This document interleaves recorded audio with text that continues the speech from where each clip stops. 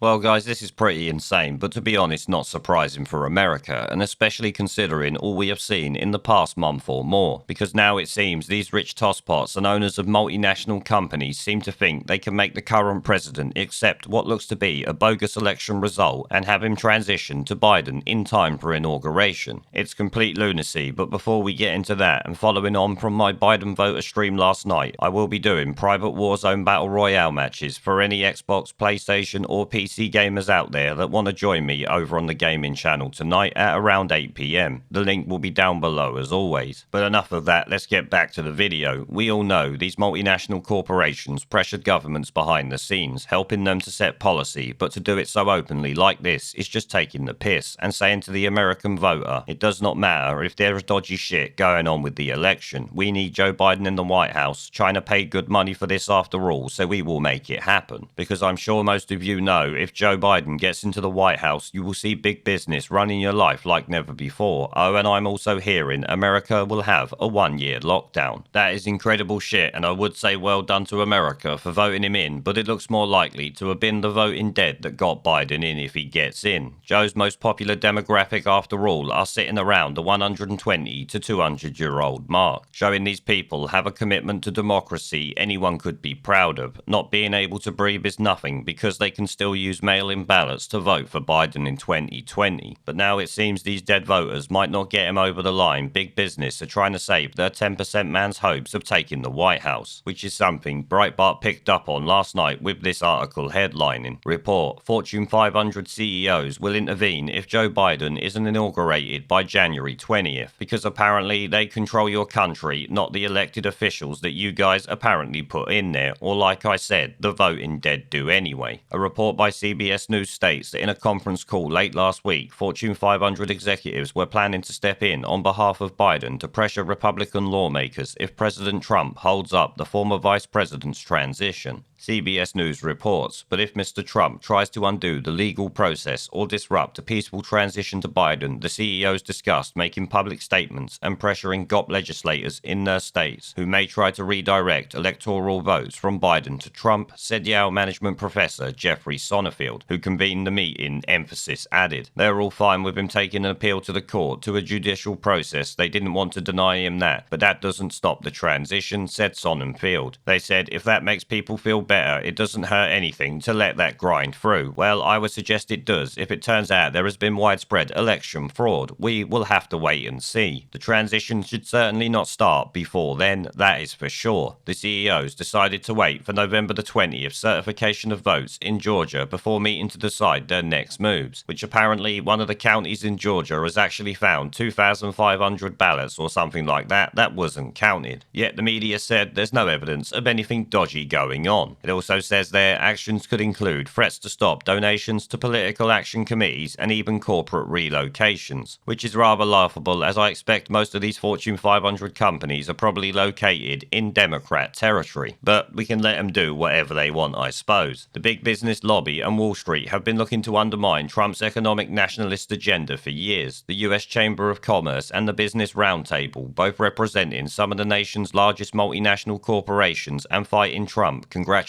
Biden and Senator Harris days after the November 3rd election, because much like the media, they are the ones who seem to think that they can call elections, not the voting public, electoral college, or any of the systems and checks and balances that are actually in place. Because obviously the Democrats, it appears, wants to shit all over those checks and balances and let the 250-year-old people vote. Because remember, you have to count every vote if you're a Democrat. Finishes up with the US Chamber stands ready to work with the Biden administration and leaders on both sides of the aisle to restore public health, revitalize our economy, and help rebuild American lives and communities, the Chamber statement reads. Well, you better keep the Biden administration out then if you want to revitalize the economy and help rebuild American lives. Because I'll tell you something now, he is really not going to help them with that. But personally, I think this is rather fucking incredible that they have the audacity to come out and say this shit. We all know that Biden is bought and paid for, so it doesn't really surprise me in that sense, but the fact that they're so open about it is just taking the piss. But obviously, this whole situation will affect the entire world, especially if this deranged old fuckpig ends up getting into office. Though, like many of us have said, he probably won't be in there very long.